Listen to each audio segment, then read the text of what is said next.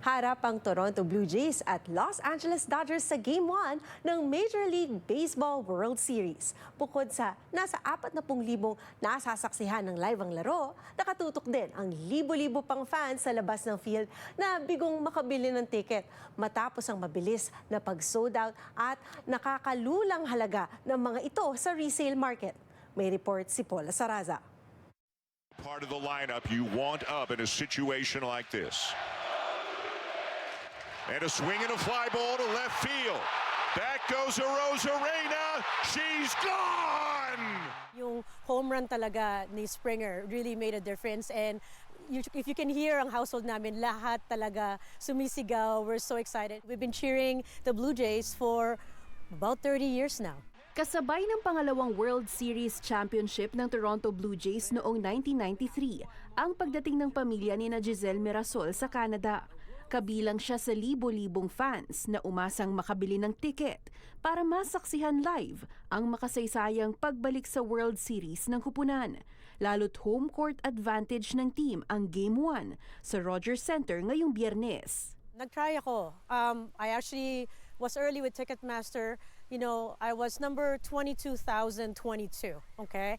And I heard other people after half an hour, they were, 250,000 in line. So with that, I got in. I actually got in, pero by the time na nakita ko yung price, usually, ang mga ticket sales, you're supposed to get at least yung mga standard ticketed price.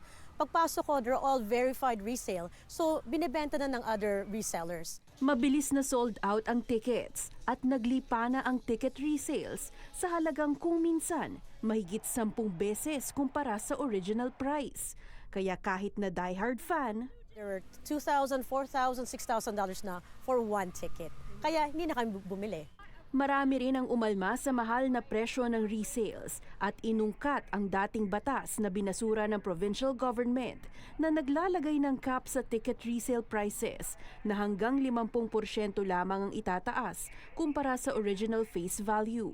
I think some people, mga bumili lang yon para lang kumita, right? Yung mga nakita kong tickets, 500 level na yun na yung mga pinakamataas. So I have seen it over $20,000 or more.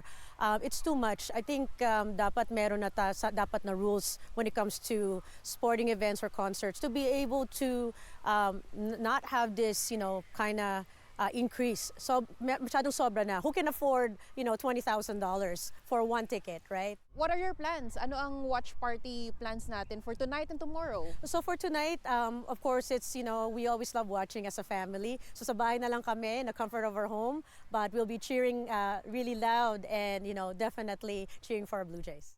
Punong Rogers Center na may mahigit 40,000 capacity ang inaasahan sa Game 1 at Game 2 ng World Series. Pero para sa mga fan na bigong makabili ng ticket gaya ni Mirasol, kanya-kanyang pag-organisa ng watch parties, maipakita lang ang suporta sa Toronto Blue Jays. Paula Saraza, Omni News, Toronto.